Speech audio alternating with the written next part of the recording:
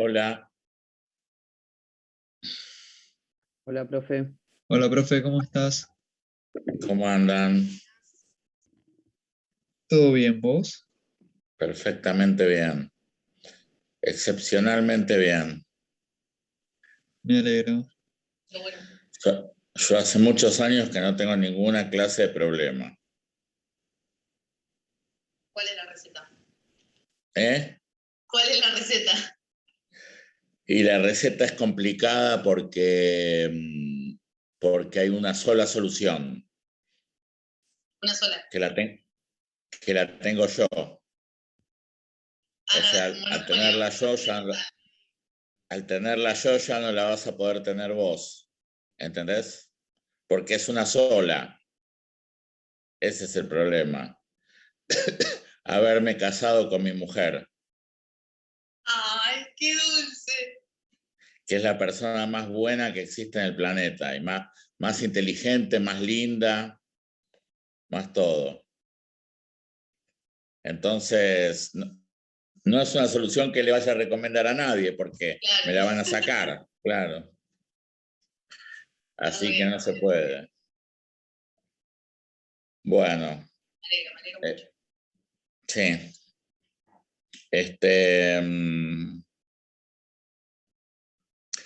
Así que le debo mucho a mi hijo mayor porque cuando mi mujer vino a la Argentina de paseo, se quedaba un tiempo porque ella vivía en Italia y yo en la Argentina, y quedó embarazada de mi hijo Martín, y ahí nos tuvimos que casar. Así que mi hijo Martín es como parte parte de la felicidad de esa. Le debemos mucho a Martín. Bueno, gente, queda una semana para el examen. Acuérdense que Acuérdense que es el 30 a esta hora. El examen se hace hasta las 10.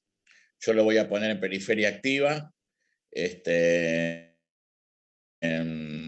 Ahí adelante ustedes lo van a tener que mandar a coyuntural y a otro mail que voy a poner ahí.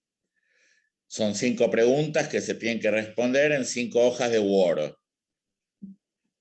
Cada pregunta que exceda la hoja de Word, yo no leo la parte que excede.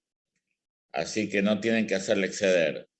La magia de esto es respuestas muy cortas, muy inteligentes, muy al grano.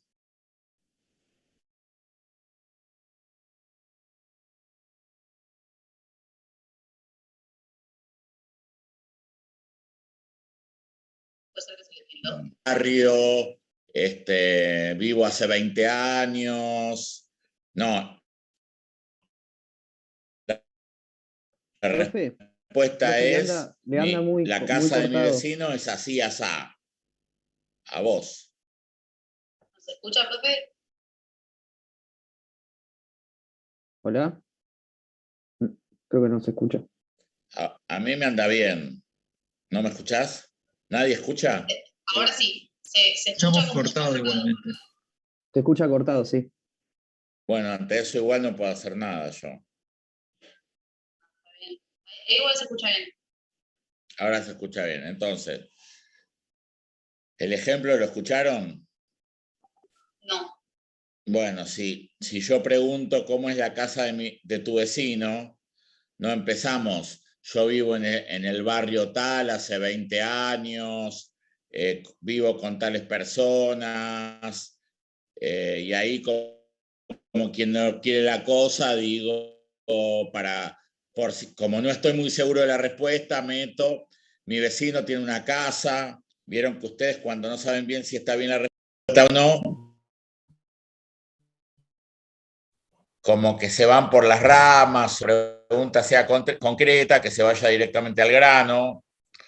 No alcanza con lo que yo di en clase, aunque lo que yo di en clase puede estructurar la respuesta, porque va a ser una pregunta de algo que di en clase, hay que matizarlo con la bibliografía,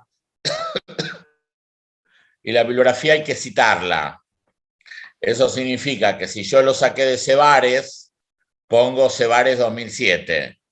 Al final no hay que poner la bibliografía Cebares 2007 porque yo la conozco. Hay que simplemente avisar que eso lo dijo Cebares y que ustedes lo leyeron a Cebares, ¿entienden? Si hay que discutir a dos autores, ponen cada uno el autor en el momento en que lo están describiendo. Si hay que comparar algo, no ponen. Si yo tengo que comparar a Menéndez con Calvente, no hablo media carilla de Calvente y después media hora de Menéndez. Yo digo, Calvente es mujer, Menéndez es varón. Calvente tiene el pelo largo, Menéndez tiene el pelo corto. En cuanto a los anteojos, Menéndez no usa, Calvente sí. ¿Entienden? O sea, son comparaciones reflexivas, racionales, metodológicas. Porque en general los alumnos, cuando yo les pido que comparen, exponen a las dos cosas, pero a su manera e independientemente. Entonces eso pierde un poco de efectividad la respuesta. ¿Se entiende? Recuerden que con la bibliografía hay que leer solo lo que ronda lo que yo di. No hay que leer toda la bibliografía.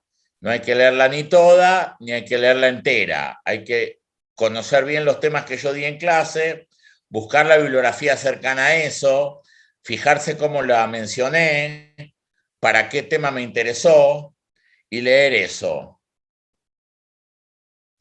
Ustedes no tienen mucho ejercicio de esto, pero muchos trabajos de consultoría, yo trabajo muchas consultorías todo el tiempo y trabajo con muchos chicos salidos de la facultad todo el tiempo.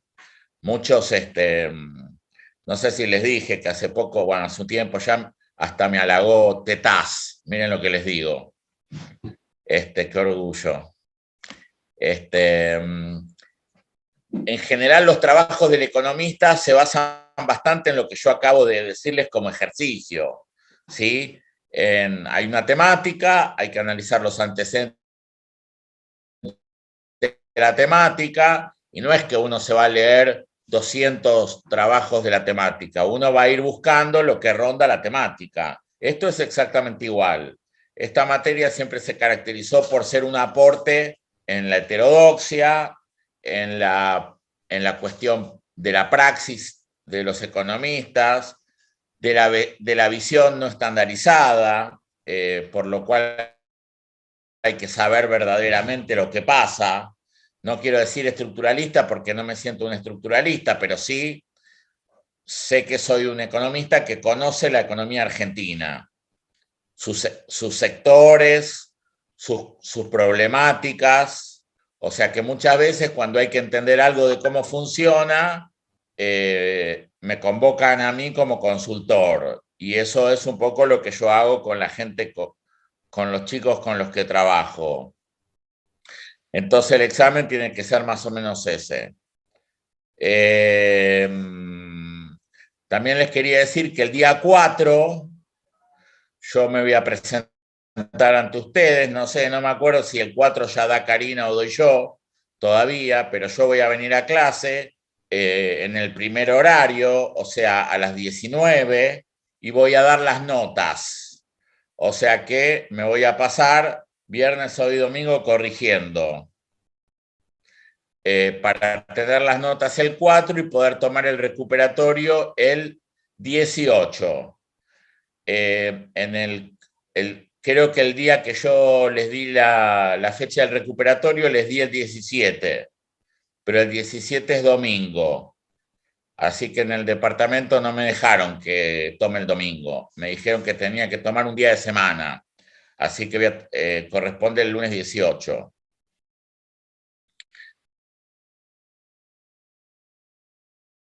No sé si queda alguna duda con la unidad, la bibliografía que va y la que no va, porque hay mucha y quiero eliminar alguna.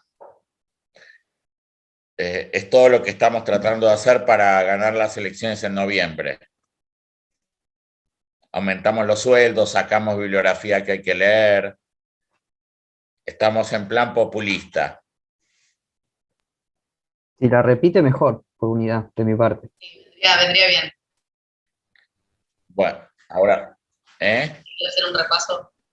Tiene bueno, pero no sé si sobre lo que planteaste acá hay una pregunta. El que no quiere aparecer, digo, el que no tiene cámara, puede escribírmela en el chat. Me parece importante esto, porque la idea sería no fracasar. por mí impecable. Bueno.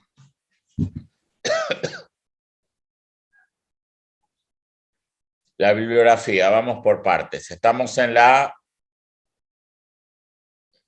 unidad 4. El trabajo de Pozo y Zapata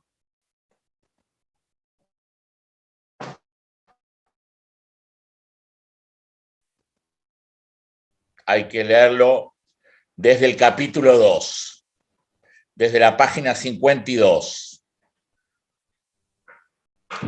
Yo voy a tomar fundamentalmente el capítulo 2 y el capítulo 3 de los que ahora vamos a hablar en un ratito. Narodowski 2017, hay que leerlo todo y es todo la cuestión del desbalance entre Estados Unidos y China, lo que genera financieramente y qué compra qué, quién vende qué.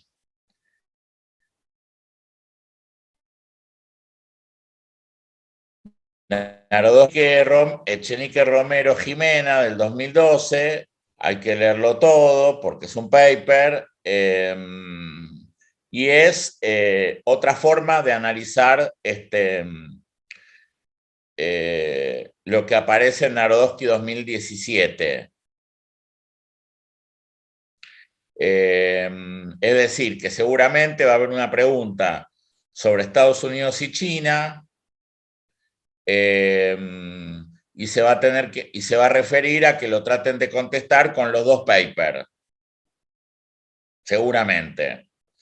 Miren lo que les digo.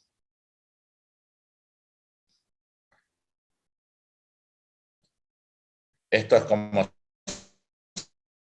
subir el mínimo no imponible de ganancias. Es una ayuda tremenda. Después,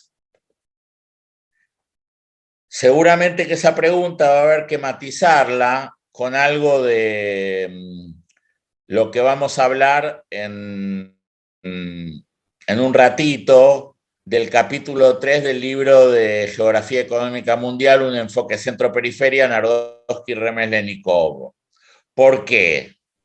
De ese libro hay que leer, obviamente, ustedes tienen 3 horas, pueden ir van a tener eso a disposición, no hay que saberlo de memoria.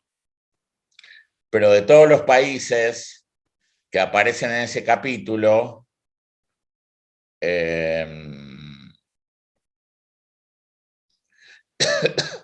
la primera parte del capítulo no hay que leerla. La segunda parte del capítulo, que habla de cada país, hay que estudiar solamente el punto D de dedo, que se llama sectores en lo que domina competitividad y complejidad.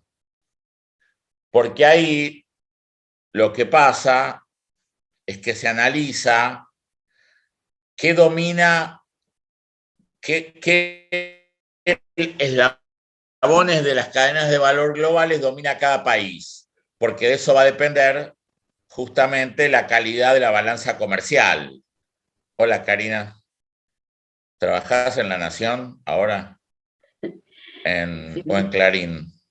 No, me tengo que poner esto para decir que soy de la Nación Argentina cuando veo las reuniones del CFI.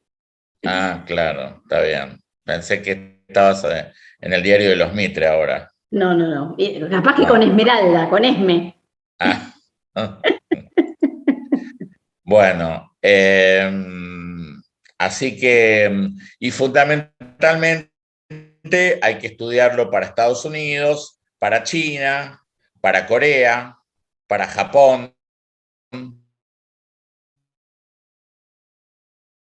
para Alemania. Les expliqué cómo va a ser el examen y cuándo va a ser el recuperatorio y todo eso, porque viste que el recuperatorio teníamos el 17 y el 17 es domingo, me dijo mi amiga María José. Así que no lo No pasé se para el puede tomar. 18. Bueno, Y les dije que el 4 voy a estar ahí presente para dar las notas a las 7 de la tarde. bueno, no me puedo cambiar el nombre, no Para sé, que me haya los gustaría. No pasa nada.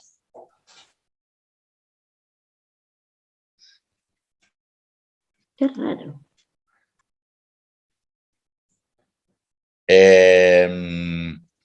Sigo. O sea que si bien hay un montón de países, hay que estudiar los países que yo mencioné y solamente el punto D de dedo. El artículo de Arestis y Karakitzos no hay que leerlo. El de Stiglitz yo lo voy a dar ahora junto con el de Cebares y los dos van completos. Perdón, en el cronograma que yo tengo, el recuperatorio estaba puesto el 14. El que habíamos cerrado nosotros en el Excel. ¿Ahora qué día es? Así lo cambio y chau. ¿El 18? El 14 no se puede tomar. Porque lo dijo tu No, el amiga. 14 no se puede tomar porque hay que dar 2 semanas de tiempo. Una. No, 2. ¿Vos Bueno, ¿qué tenés día una? era? Así me lo acomodo. Para vos tenés... para que no encuentro. ¿Vos tenés el 14? Sí. En el Excel que Bueno. armamos. Bueno, entonces el 14. Sí, porque además es una semana de obligación, no es 2 Claro. semanas. Y después, incluso Yo puedes dar las estoy... notas el 7. Sí. ¿Alguno tiene un examen el 14?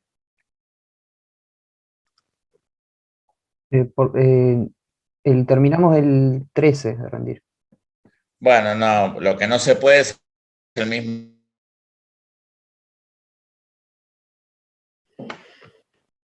día. Se cortó. Escuchen, entonces... bueno, entonces vamos a hacer así. Fue una confusión mía. Me voy a presentar el 7 a dar las notas y el examen es el 14, el recuperatorio. ¿Lo anotaron? Yo sigo con lo mío. Entonces, Stiglitz y Cebares lo voy a dar ahora en un ratito, y van entero. Narodowski-Panigo me interesa especialmente, ahí entramos a la parte argentina. Narodowski-Panigo me interesa exclusivamente la parte correspondiente a retenciones y compensaciones, que lo voy a dar la clase próxima. Así que cuando lo vaya dando se los voy a explicar. El de Kosakov y Cotas va entero y el de Albrieu y Fanelli va, ya les digo,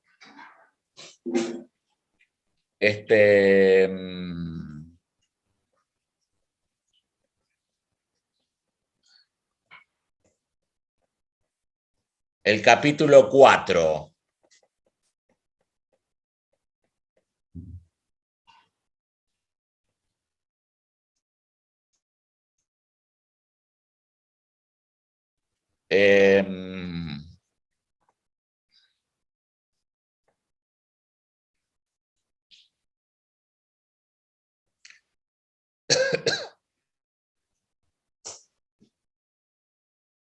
Ferroni y Quítaro hasta página 21, como dice ahí, y Warren, Arracay, Capa entero.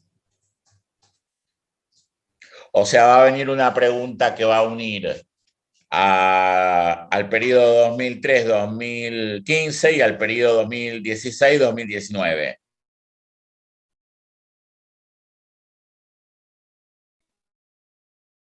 Más o menos sería eso. Una cosa importante es que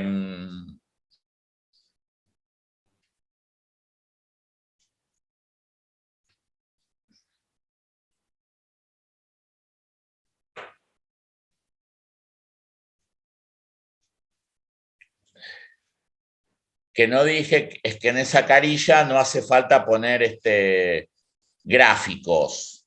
O sea que es una carilla que es una respuesta conceptual. Si uno quiere hacer mención a un gráfico, tiene que citar al autor y hacer referencia al dato que está pasando el autor.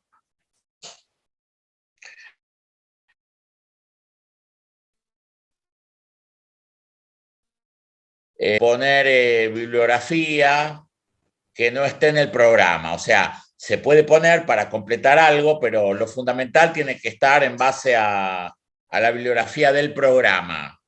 Eso es para que no googleen algo, para que no googleen una pregunta y busquen cualquier otra bibliografía y corten y peguen directamente. ¿Ok? Porque si no pueden terminar respondiendo la pregunta con el Yahoo Answer.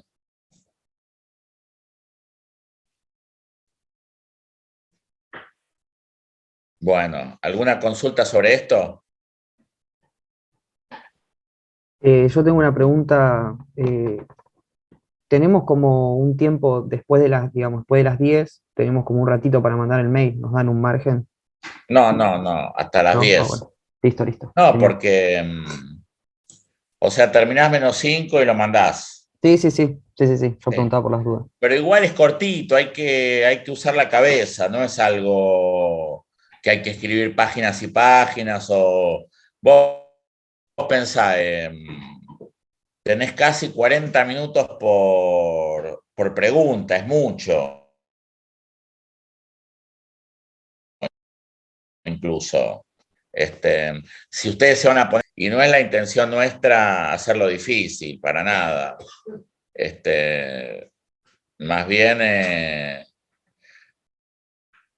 Más bien todo lo contrario. Karina, les hice un raconto de la bibliografía y saqué alguna bibliografía porque era mucho. Les expliqué que en esto de ganar las próximas elecciones y ayudar a la gente, subir el mínimo no imponible, estábamos también tratando de sacar bibliografía y que estábamos en plan populista, a ver si surtía efecto.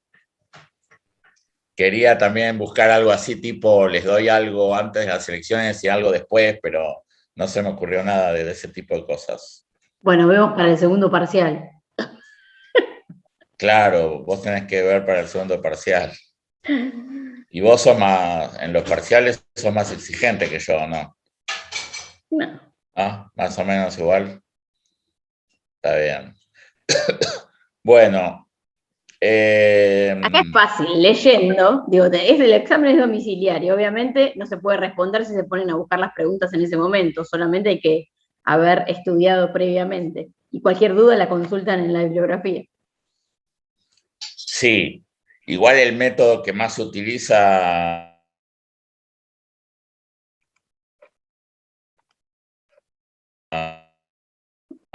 ese es el método más común, digamos. Se cortó, no sé cuál fue el método más común, capaz que lo hiciste a propósito para que nadie escuche cuál es el método más común. No, anda mal hoy, anda mal, sí. Anda mal el internet de todos ustedes, menos el mío.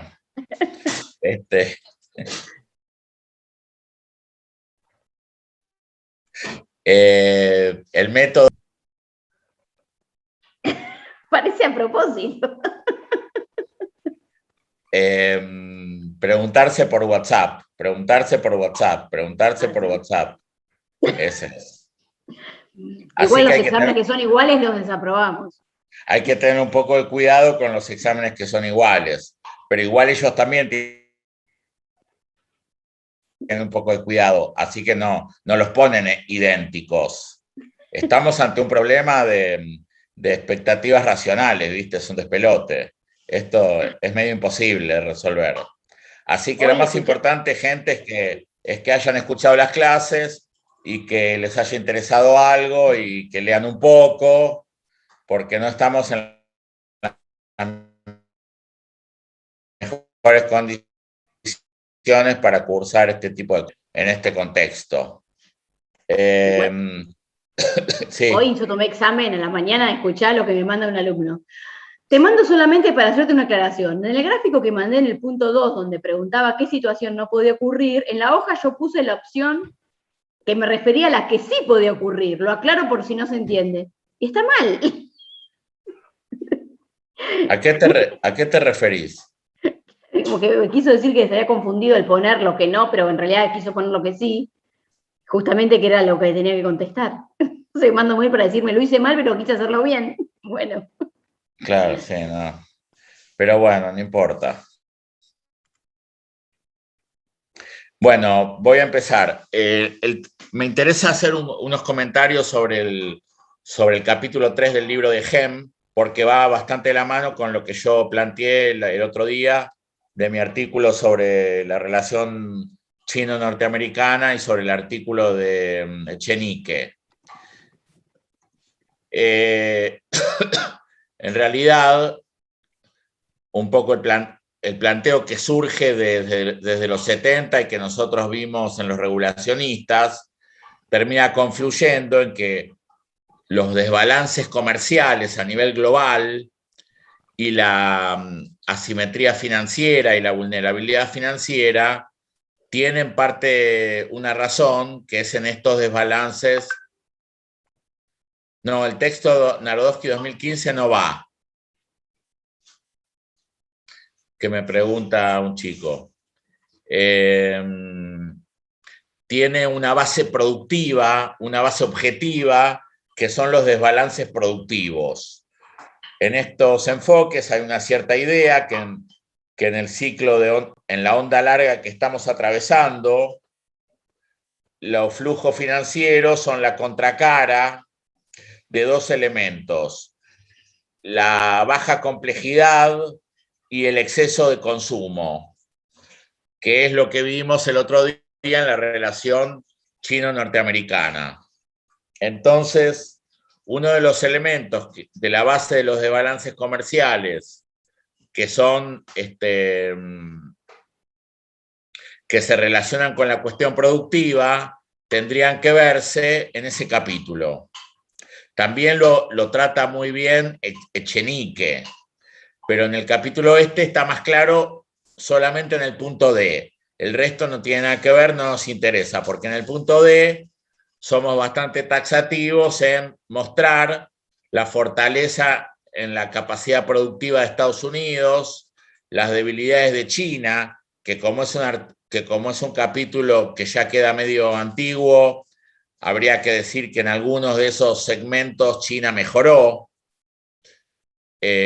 aunque hay una discusión muy importante ahí que todavía sigue atravesando la relación chino-norteamericana, que son los semiconductores, que son prácticamente el corazón de la electrónica, y en los que Estados Unidos sigue teniendo una ventaja competitiva muy importante respecto a China, y Estados Unidos no le ha permitido a ninguna empresa norteamericana ser vendida a China. China hizo diversas ofertas para comprar empresas de semiconductores y no se lo han permitido. Y China sigue con un retraso grande en términos de semiconductores.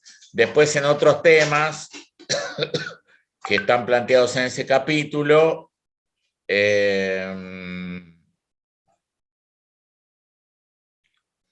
más o menos, en China ha habido algunos progresos, pero yo considero que las debilidades de China en esas ramas de actividad permanecen. Por otro lado, en ese capítulo ustedes van a ver que Japón y Alemania siguen siendo dominadores en distintos eslabones complejos de las cadenas de valor, que el resto de Europa prácticamente no aparece. Sí aparecen Inglaterra y Francia en farmoquímica, como una excepción en la que aparece Inglaterra. El tema es interesante porque viendo esto, no era demasiado difícil esperar que los que históricamente han ofertado, han producido vacunas a nivel mundial, sigan siendo los que llegaban a la vacuna del COVID. Y ahí está claro, ustedes van a ver que Inglaterra y Francia tienen un desarrollo de farmacoquímica incluso por encima de Alemania. Tan es así que Alemania no tiene todavía la vacuna.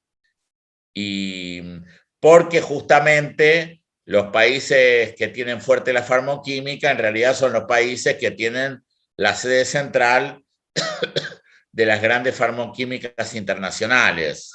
Por ejemplo, Alemania, que ha tenido históricamente a Bayer. Bayer en varios segmentos de farmacoquímica está en retirada, para que ustedes se den una idea. Una pregunta, profe. ¿Francia tiene una vacuna?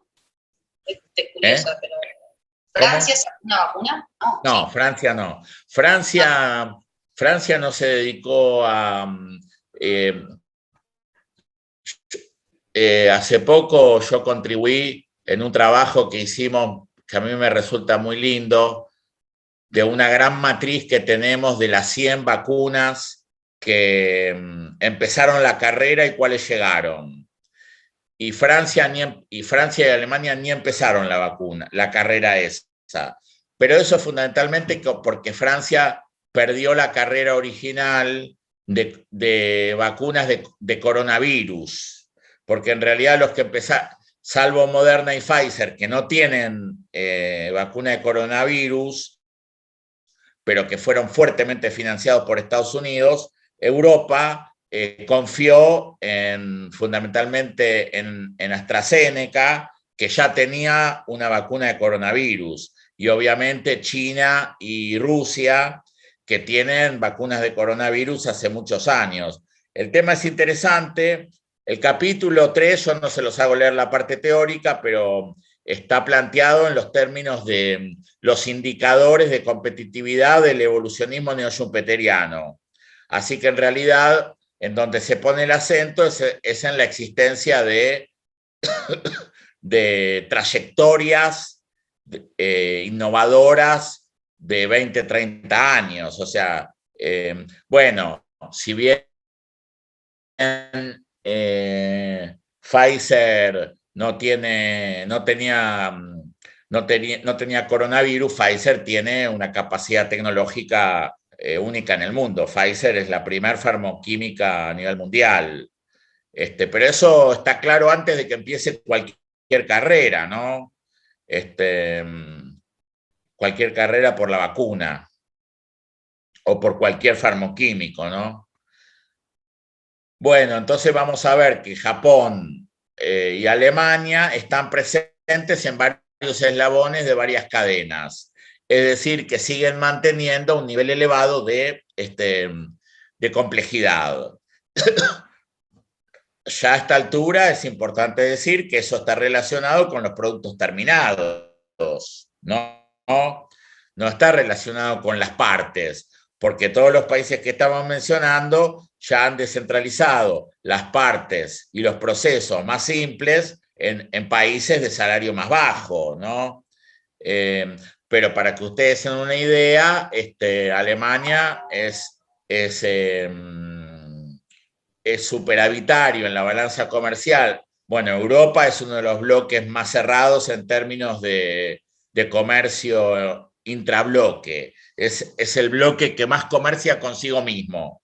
Y dentro de esa lógica, Alemania es el gran superavitario contra el resto de Europa, que son los grandes deficitarios. Ese desbalance está relacionado con los diferentes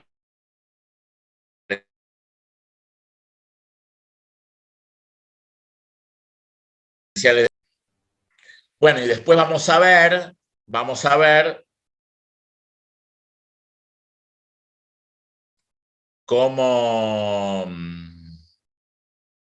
cómo Corea aparece en distintos eslabones complejos, como por ejemplo todo lo que es, bueno, autos, autopartes,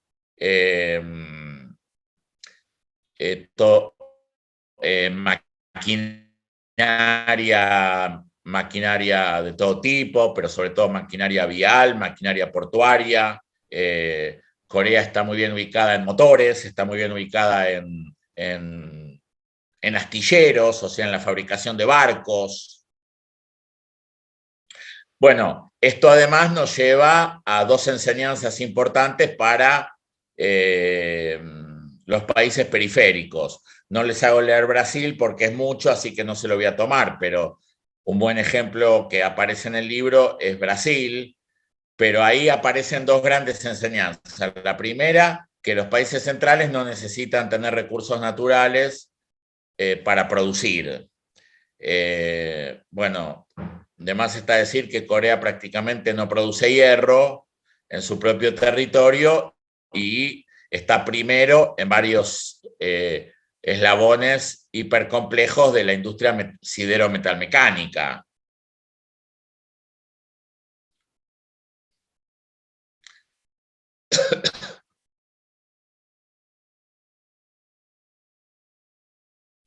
La otra enseñanza para mí de toda esa discusión que vale la pena hacer es que Argentina debería elegir muy bien los nichos para tener una política industrial razonable, con un nivel de estudio muy superior al que existe en la actualidad en la Argentina y un nivel de conocimiento de los eslabones y de sus aperturas mucho más específico que lo que yo veo que exista. Porque en realidad una de las enseñanzas de toda esta discusión es que el mundo está muy difícil y que complejizar la economía o sustituir importaciones parece bastante complicado.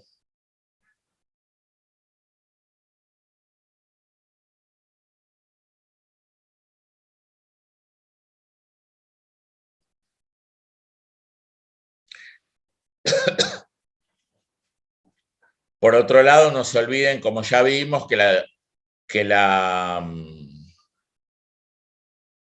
el ensamblado industrial requiere de niveles salariales relativamente bajos, por lo tanto tampoco parece una salida, un proyecto de ensambladora para la Argentina.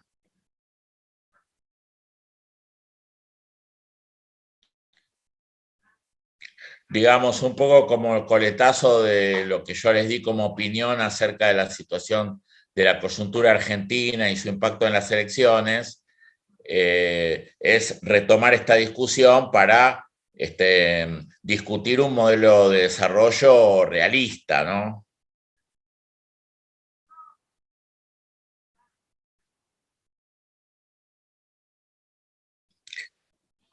Una pregunta.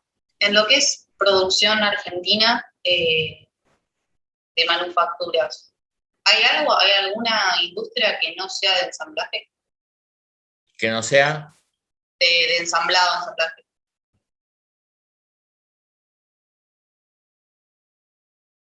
Pues yo recuerdo las máquinas de coser, no me acuerdo ahora el nombre de la marca, es reconocida.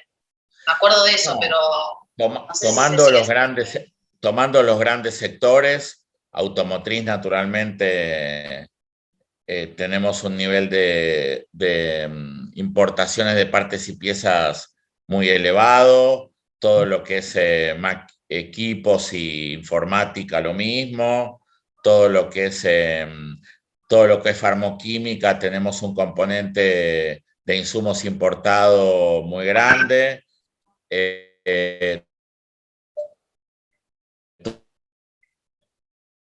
Todo lo,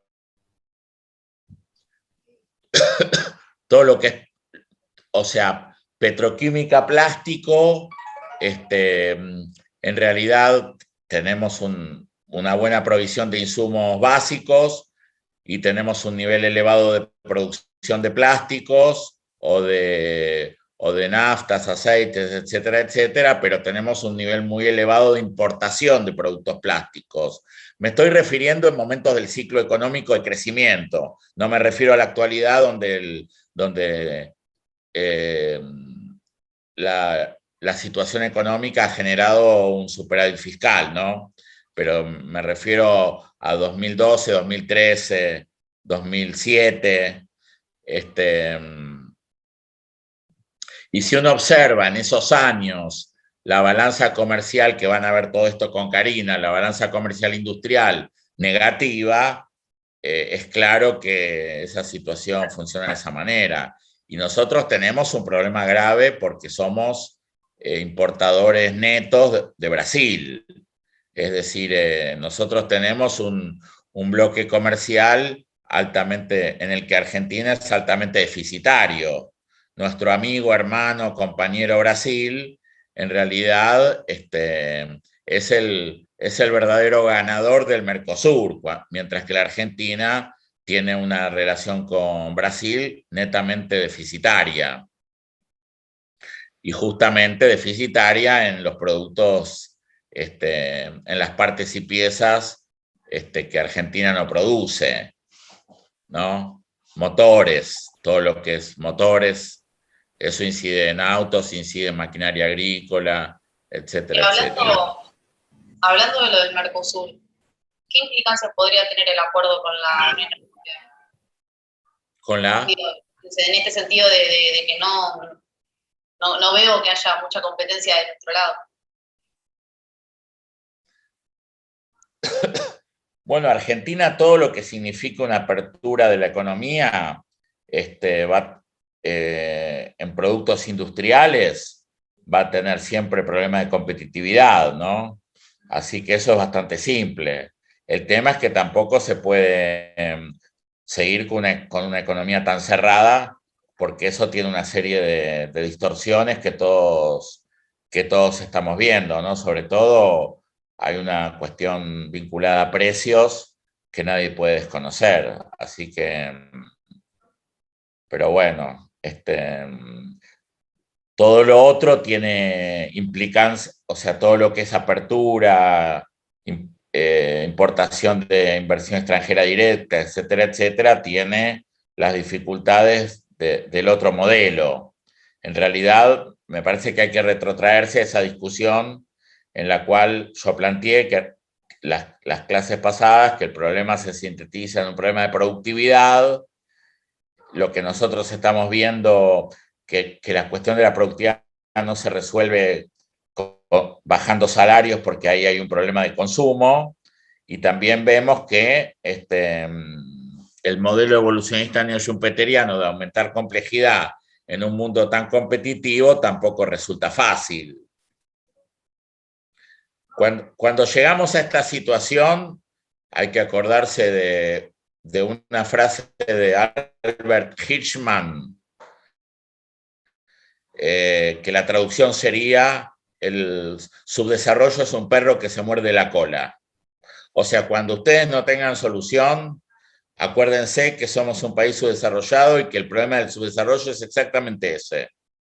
Me parece importante ese aspecto. Y me parece importante retomar algo que se dijo en clase, por lo menos que desde el punto de vista de los wallerianos, el único país que se puede considerar que dejó, analizado con los parámetros de ellos, el subdesarrollo es Corea.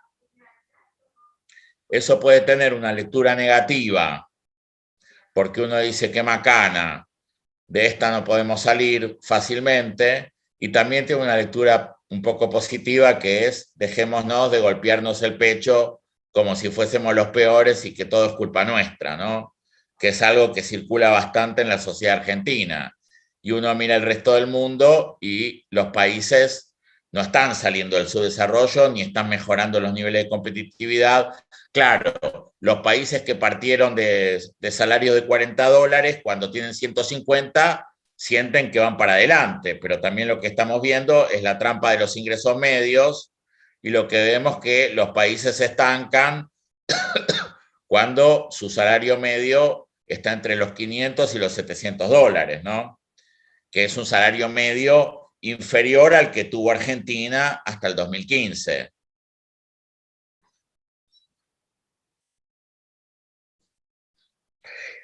Desde mi punto de vista, toda la cuestión está muy vinculada a lo productivo, a lo tecnológico. Probablemente ustedes no lo vean así, pero bueno, que haya una materia en 30 y pico que lo plantee desde el punto de vista productivo, por ahí los ayuda a tener otra mirada.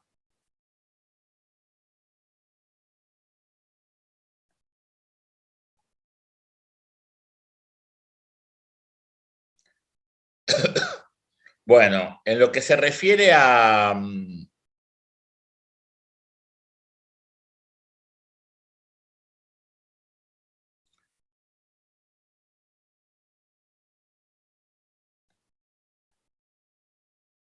En lo que se refiere a la cuestión más general, teórica, de la vulnerabilidad financiera, están los trabajos de Cebares y de Stiglitz. Lo que hace Cebares, para empezar con uno de los dos, es analizar cómo se da el aumento de la financiarización de la economía mundial a partir de los años 80 y hace muestra una serie de datos en los que hay un aumento desmedido, elevado, de la deuda en los países periféricos, incluyendo Asia.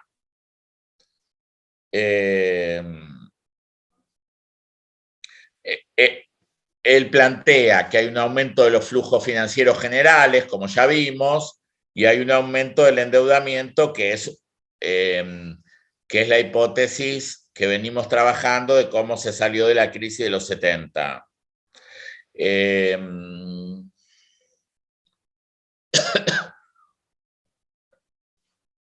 que viene sosteniendo esa posición es Stiglitz. Cebares lo menciona y también está planteado en el artículo de Stiglitz. En el examen estaría bueno que citen a los dos. Relacionado con la política de los 80 y los 90 de tener una tasa de interés alta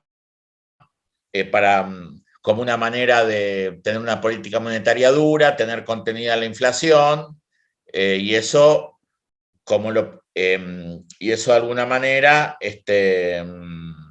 bueno, genera una apreciación cambiaria, estimula el problema de la balanza comercial negativa y el problema del endeudamiento. Lo que hace Cebares en este trabajo es lo que nosotros planteamos, lo plantea para toda América Latina, es más teórico, pero es el mismo enfoque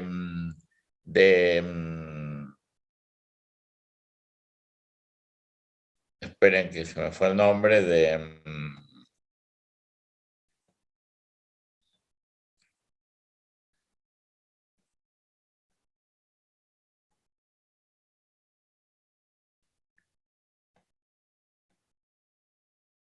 de Damil del año 97. Pero él lo plantea de una manera más teórica y más para América Latina, pero Damil, ¿se acuerdan que lo planteaba de la misma manera para la Argentina?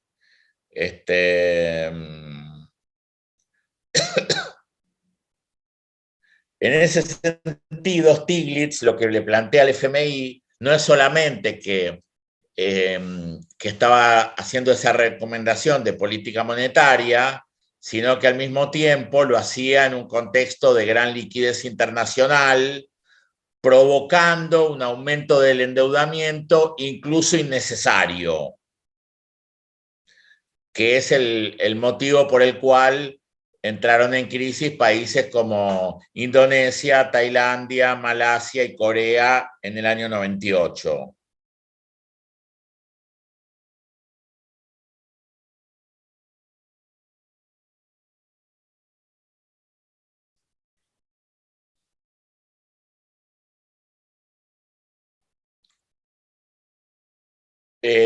Otro tema que toca Cebares y que también lo toca Stiglitz es que en un contexto de liquidez y con tasa de interés alta, toda la cuestión del sistema de control prudencial de los bancos centrales es poco redituable, porque en realidad la fuerza de los flujos es mucho más importante que las posibilidades regulatorias.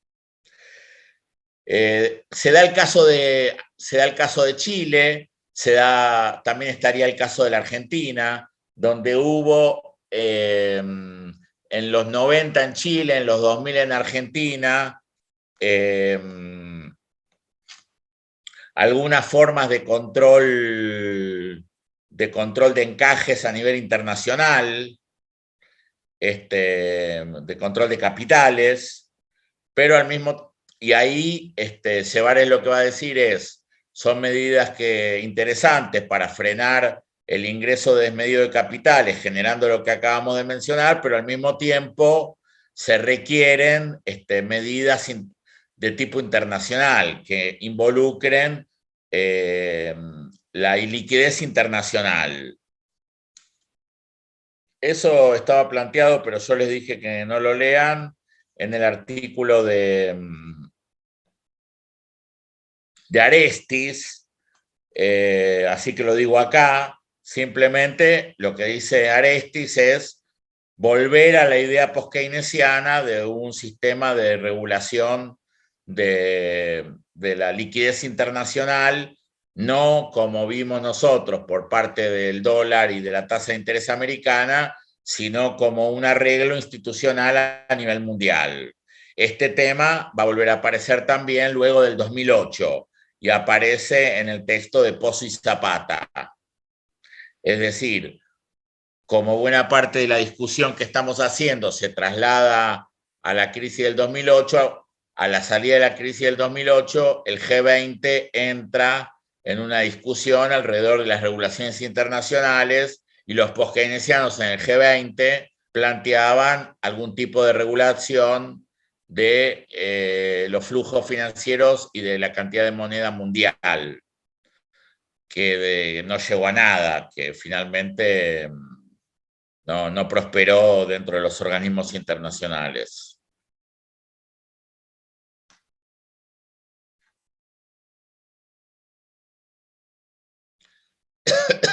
Es raro porque este tipo de autores estructuralistas plantea que se necesita regulaciones internacionales de los países al ingreso de capitales, pero también aclaran de que la cuestión de los flujos internacionales es tan potente que, las limitaciones de los países no limitaron definitivamente el aumento de los ingresos y del endeudamiento.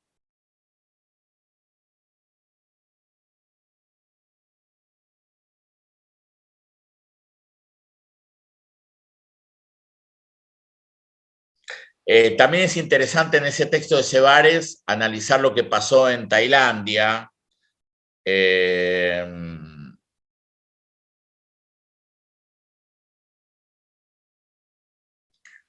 ¿Tailandia también es de los países? Sí.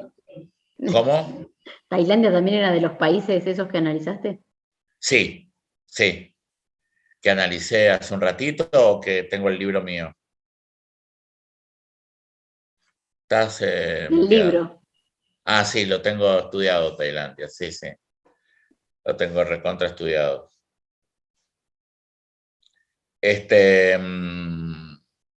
Tailandia tenía balanza comercial positiva durante los 90, ingreso de capitales y una burbuja inmobiliaria tremenda que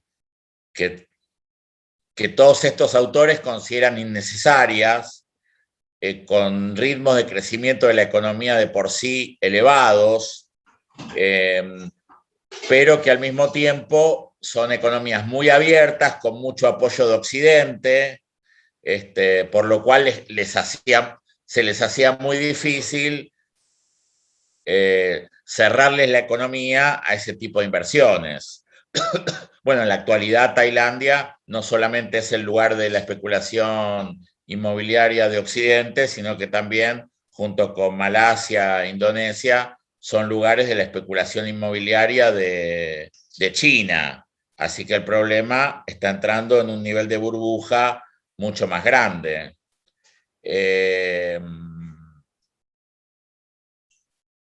En una ciudad portuaria de Tailandia, que no me acuerdo el nombre, la pueden googlear por ahí, las empresas chinas tienen 53 casinos. Es una ciudad donde van a veranear los chinos con plata y hay 53. Hay un hotel en esa ciudad construido por China donde hay plazas para 20.000 personas.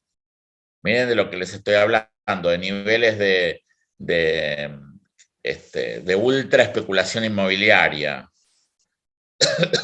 Y son países a los que les cuesta mucho cerrar la economía, pero al mismo tiempo son países con tasas de crecimiento elevadas que podrían funcionar como un colchón para frenar de algún modo la inversión extranjera, la financiación directa y protegerse de los vaivenes de la economía mundial, ¿no? ¿Vos no fuiste a Tailandia, Karina? 2 veces. Ah, mira. ¿Y a Vietnam fuiste? No. Ah, ¿no fuiste a Vietnam? No. Un poquito a Camboya y a Myanmar. Ah, a Camboya fuiste, a Camboya. Nos trajiste algo de Camboya, me parece. ¿Una qué? Pimienta, dice Luisa. Ah, sí. Sí. Está bien. ¿Viste, Valentina, por qué hablo bien de mi mujer?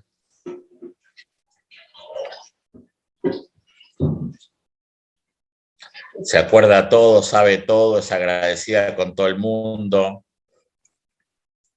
Lo contrario a mí, eso. Es todo lo contrario a mí, ¿no, Karina? Buena gente. Un poco sí. Bueno. Estoy buscando cuál es la ciudad de los casinos y no la encuentro, porque hay un montón de lugares donde está prohibido. Ah. ¿Será en el norte o en el sur? El sur. Me estaré confundiendo, por ahí me confundí con Malasia, pero el caso es parecido. Puede ser. Fíjate Malasia. Fíjate Malasia. Es un puerto. Bueno, sigo, gente. Puede ser Phoi Phet. ¿Cómo? Phoi Phet. No. Bueno, después lo busco yo. Y está como en el puerto.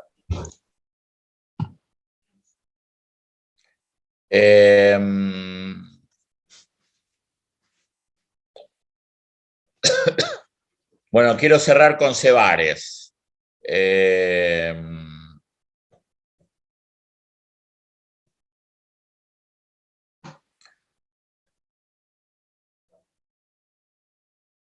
Lo que hace Cebares al final es hacer un raconto de los años 70, 80 y 90 para la Argentina, o sea que lo pueden usar para las preguntas que tengan que ver con la Argentina y para relacionar la especulación financiera a nivel internacional, las burbujas a nivel internacional, con los momentos de apertura de la economía argentina y con los momentos de tasa de interés alta,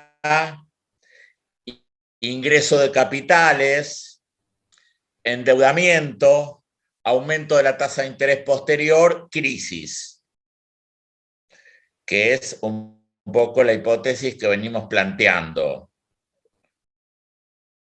Que lo pudimos ver con claridad, perdón si lo toman como algo subjetivo, que es lo que pasó 2016-2018. 2016, tasa de interés todavía baja en Estados Unidos, apertura comercial en la Argentina, una actitud positiva con respecto al resto del mundo, una baja de las restricciones al ingreso de capitales, y en el 2018 un aumento en la tasa de interés norteamericana, una salida de capitales y una crisis y una devaluación. Y Cebares lo trata de mostrar para cada uno de los periodos que venimos charlando, así que es una buena síntesis la última parte del capítulo para eso. Una pregunta ahí, sí, en el caso de la parte, o sea, de este mismo análisis, pero para lo que dice Cebares es la década de los 70, 80 y 90, ¿no? Sí. En ese periodo también termina aumentando la tasa de Estados Unidos. Sí, sí. Siempre también se repite como lo mismo. Cuando hables de economía argentina, siempre tenete un grafiquito de la tasa de interés norteamericana cerca. Vas a ver qué útil que es. Habíamos pasado ahí la página. Claro, claro.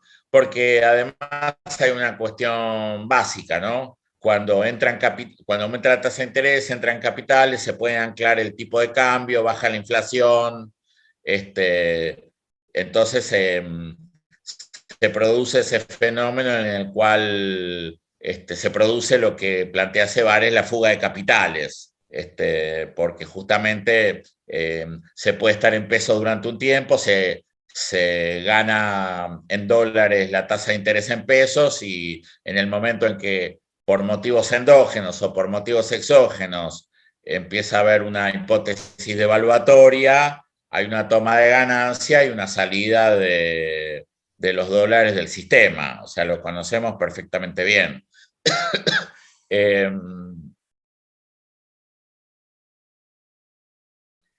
Claro, cuando gente como Cebares o como Stiglitz plantean la solución al problema, van a estar inclinados a plantear una solución mundial, cosa que parece difícil de esperar.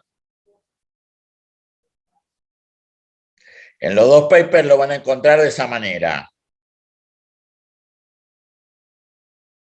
Cuando se lo plantea para el caso argentino o latinoamericano, ahí se habla de restricciones a la cuenta capital, se habla de restricciones a la apertura comercial, pero eso también como una manera de frenar el momento especulativo para frenar el momento de la salida de capitales. Pero eso al mismo tiempo nos lleva a un nivel de actividad menor, que ningún gobierno puede sostener en el largo plazo. Así que de vuelta tenemos a Hirschman diciéndonos que el subdesarrollo es un perro que se muerde la cola.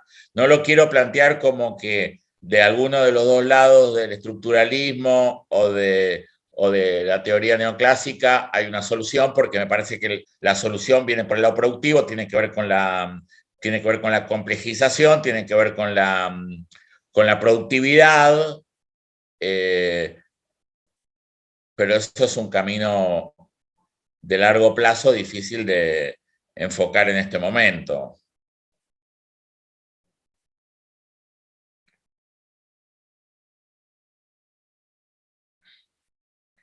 En estos meses es fácil decirlo porque estamos en esta situación, pero yo vengo planteando esto hace muchos años. Imagínense cuando la economía vuela, lo difícil que se me es decirlo, ¿no? Porque en el momento en que hay liquidez internacional, ingreso de capitales, dólar anclado, la gente contenta especulando, yéndose a Miami, pararse acá a plantear estas cuestiones siempre es difícil. ¿Cuál es la solución? No lo sabemos. La solución debería venir por un cambio de relaciones económicas internacionales que vimos la vez pasada. Estamos en presencia de un fin de ciclo de largo plazo, evidentemente. La burbuja que se está rearmando financiera mundial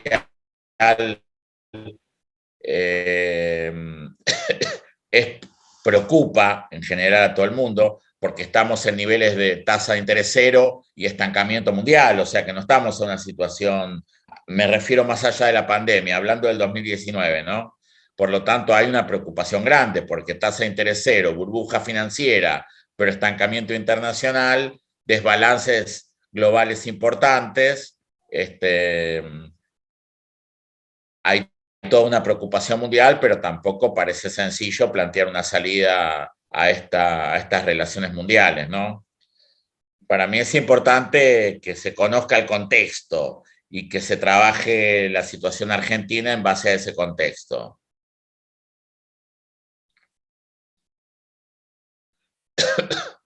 Eh, eh,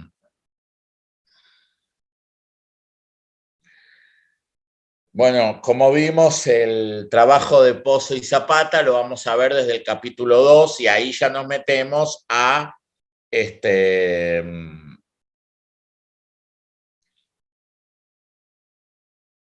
con la crisis del 2008.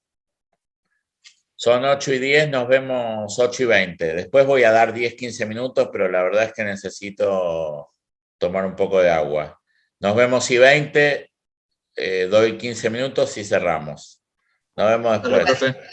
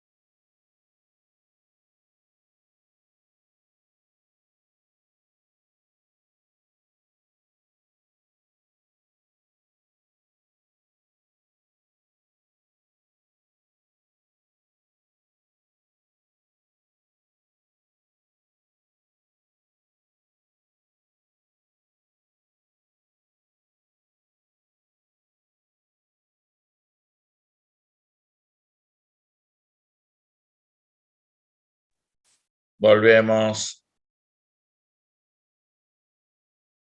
Bueno, habiendo hecho toda esta discusión, los antecedentes de la crisis del 2008 parecen bastante obvios. Bueno, un punto importante es que la economía mundial 2003-2007 venía subiendo, pero venía subiendo con grandes diferencias regionales, ¿no? Promedio 5 puntos, China llegó a 12, promedio creo que era 8, países desarrollados, Europa y Estados Unidos, 2,5. América Latina más cerca del promedio de la economía mundial de 5.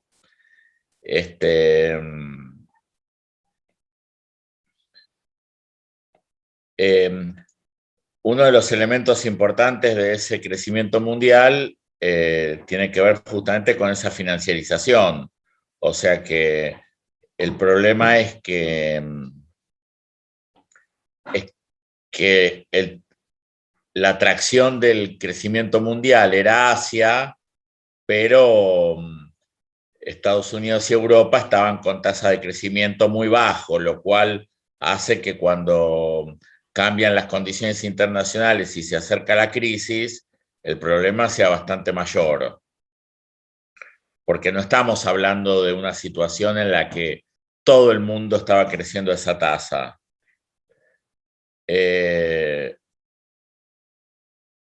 En ese periodo Argentina tuvo una tasa 2003-2007 del 8,8% promedio. Brasil y México rondaron el 3,5% y Chile un 5%. Uno de los factores principales del empuje de Asia y especialmente de México, de Brasil y de América Latina es el alto precio de los commodities. En realidad, hay países de Asia como China e India en que el precio de los commodities es una consecuencia, y hay otros países como Malasia que es una causa de la situación positiva por la influencia que tiene la exportación de petróleo. Pero naturalmente esos índices de precio de los commodities tienen implícito también una cuestión bursátil, una cuestión financiera. Atrás de eso también se escondía la burbuja financiera. Otro elemento importante es el de la debilidad del dólar. Claro, la competitividad de la economía norteamericana mejoraba, la productividad tiene tasas positivas todos los años de Estados Unidos, pero Estados Unidos tiene que lidiar con el déficit gemelo, tanto público como comercial.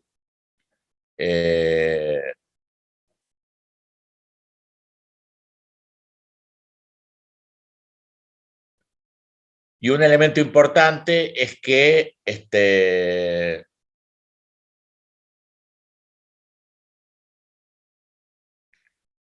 el debilitamiento de la moneda del dólar va de la mano con esa burbuja en el precio de los commodities. Porque naturalmente el precio de los commodities está medido en dólar y la debilidad del dólar termina generando un aumento de esos precios. Así que en realidad aumento del nivel de actividad mundial, aunque asimétrico, aumento del precio de los commodities, debilidad del dólar, van todos de la mano. Lo que es peor es que la debilidad del dólar no ocasiona una disminución del déficit comercial, sino muy imperceptiblemente, como van a poder ver, y solo en algunos periodos. El otro elemento importante es, bueno, de más está decir que ya lo vimos, pero acá aparece muy fuerte, que el déficit comercial de Estados Unidos se traduce en el superávit de buena parte de Asia y de América Latina.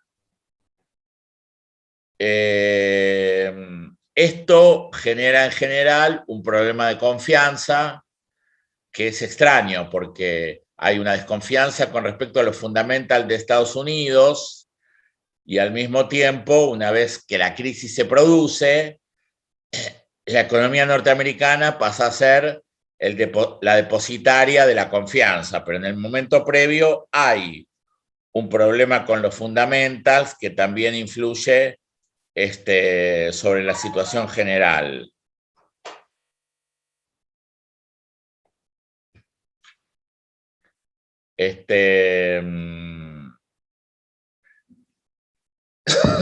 Lo que corona la situación que podríamos considerar explosiva es la política monetaria de Estados Unidos. Ahí está muy bien explicado periodo por periodo de la tasa de interés, como ya lo venimos hablando, no lo voy a repetir ahora,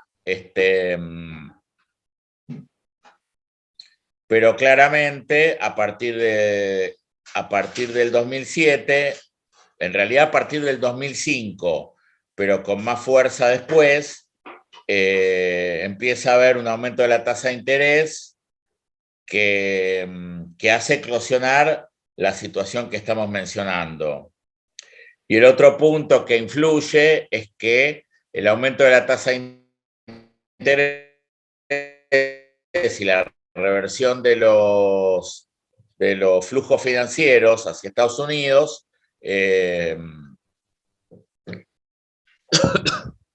se corta una racha de liquidez para los países emergentes. Así que en realidad, bueno, es lo que venimos planteando hasta ahora. Sin embargo, todos nuestros países venían siendo muy cuidadosos con la cuenta corriente, es decir, ninguno de los países que hemos mencionado, Brasil, Chile, Argentina, rifó la cuenta corriente habida cuenta de esa liquidez. Obviamente, en parte porque era una cuenta corriente muy positiva por el precio de los commodities, pero también se podría haber planteado una política de tiremos la casa por la ventana y volver a déficit en la cuenta corriente, y sin embargo todos nuestros países, además de poner algún límite al ingreso de capitales para prever la posibilidad de la salida, por lo menos Chile y Argentina, además de eso tuvieron una política bastante razonable hasta ese periodo, tanto en la cuenta comercial como en la cuenta corriente, o sea, en los servicios. Esto se va a relacionar con, cuando veamos la vez que viene, esta relación entre tipo de cambio, retenciones, compensaciones, que están en el trabajo que hicimos con Demian. Porque en realidad viene de la mano con eso. Pero no es un tema menor, porque en realidad van a ver en el artículo de Pozzi y Zapata que las repercusiones de la crisis del 2008 en América Latina fueron incluso menos.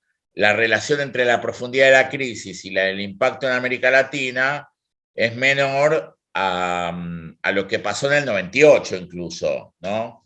Donde no había una crisis mundial, donde la crisis estuvo focalizada en los países emergentes y donde el remesón en Asia fue verdaderamente importante, ¿no?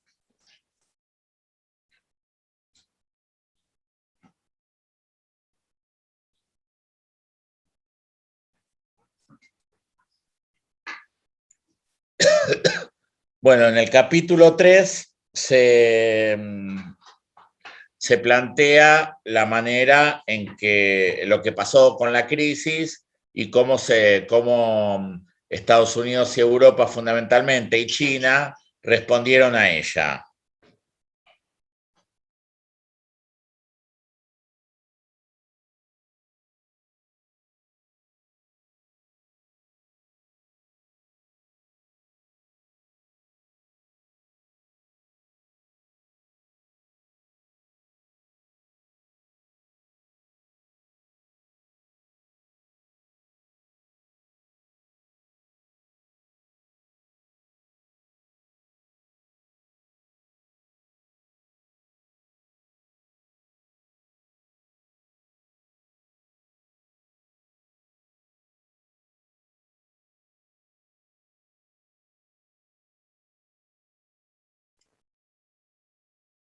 ¿Cortó, Patricio? ¿O estás ahí en pantalla? Ahí está, ahí se fue. Creo que es el internet. Sí. A ver.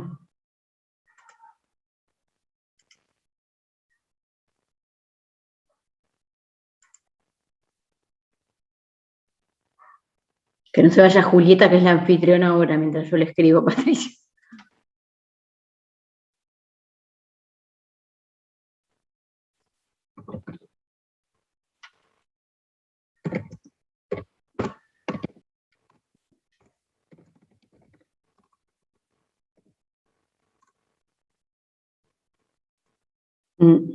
Se debe haber cortado internet porque tampoco le llegan los mensajes de WhatsApp.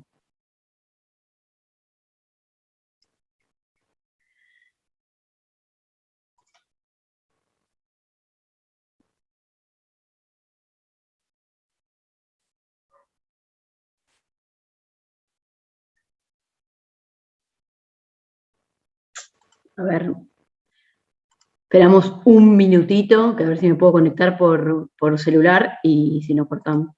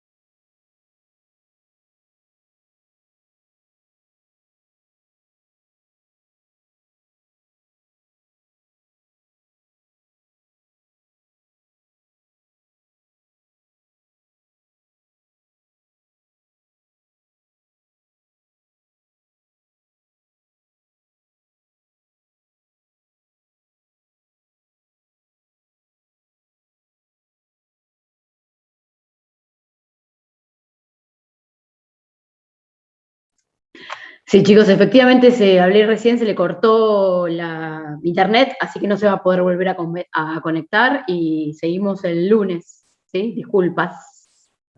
Dale, Gracias. Karina, gracias. Hasta la próxima. Nos vemos. Chau.